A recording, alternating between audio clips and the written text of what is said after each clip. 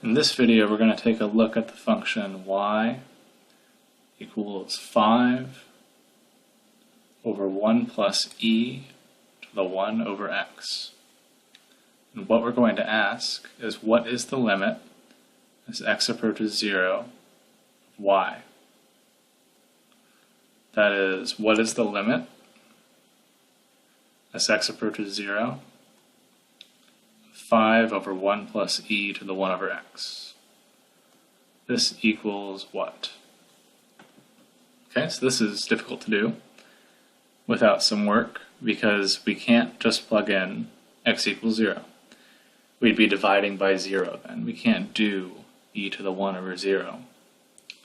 So what we're going to have to ask, what we're going to have to look into is, A, what is the limit as x approaches 0 from the right of y? And B,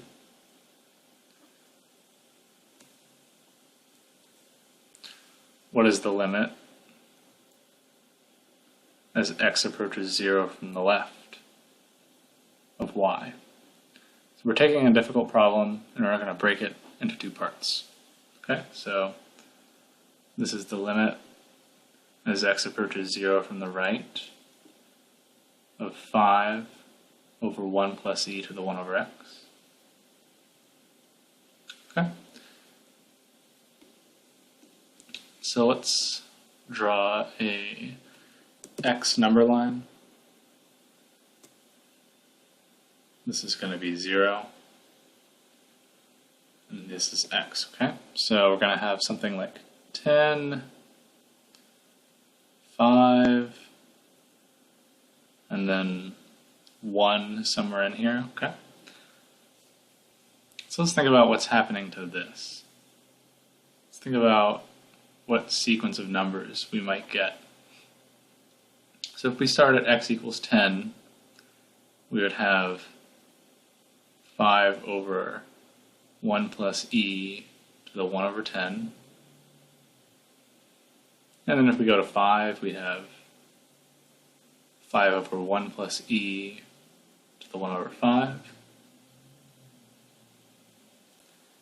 And then if we went to x equals 1, we'd have 5 over 1 plus e to the 1 over 1. So what's happening in this sequence? Well, these numbers are getting larger, these e terms. Think about e to the 1 over 10, e to the 1 over 5, and then basically just e to the 1, right? These are getting larger. So as x gets closer and closer to 0, approaching from the right, this term is eventually going to become 5 over 1 plus a really big number. And what is that? That's essentially going to be 0, right? 5 divided by, say, infinity, right? 5 divided by 1,000,000. That gets smaller and smaller as x gets closer and closer to 0. So the limit as x approaches 0 from the right of 5 over 1 plus e to the 1 over x is going to be 0. Now let's think about the other limit. Now we have to do the limit as x approaches 0 from the left of y. Okay? So now we have, say, negative 10, negative 5. Let's think about that sequence. 5 over 1 plus e to the 1 over negative 10. Let's just think about this in particular. I'm going to rewrite this. 5 over 1 plus e to the negative 1 over 10.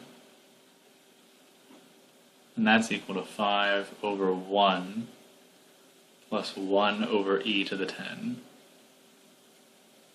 Sorry, 1 over e to the 1/10.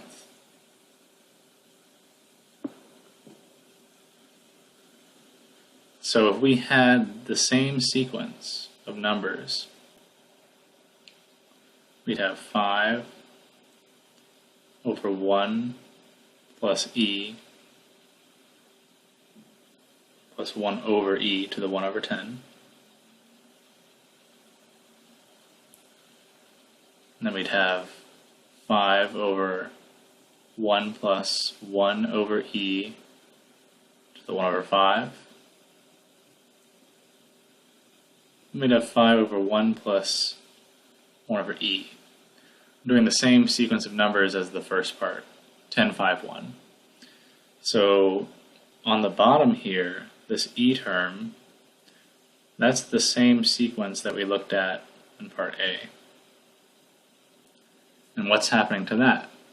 That gets big. So we essentially have 5 over 1 plus 1 over big.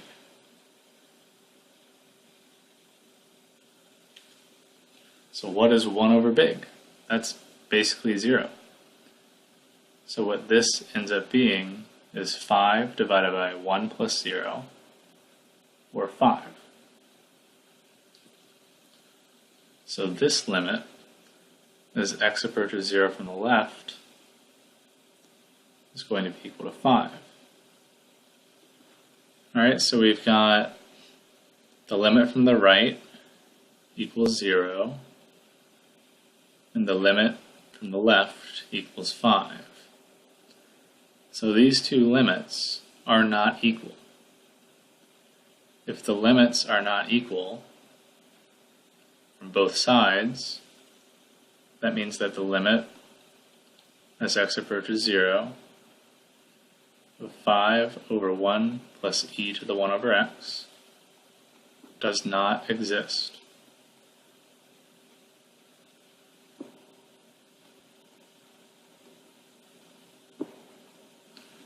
Let's take a look at a graph. This is the graph of 5 over 1 plus e to the 1/x. X ranges from -10 to 10. Y ranges from 0 to 5. As x approaches 0 from the right, the graph approaches 0. That's what we said here, right? X approaches 0 from the right, the limit is 0. This confirms that. As x approaches 0 from the left, the graph approaches 5. That's what we said here. As x approaches 0 from the left, the limit is 5. So you can see how these limits don't exist by looking at the graph. But we didn't have the graph, we had only the function. And so what we did was we started to think about what the limit from the right and what the limit from the left would be equal to. Since we found that they were not equal, that let us know that the limit did not exist.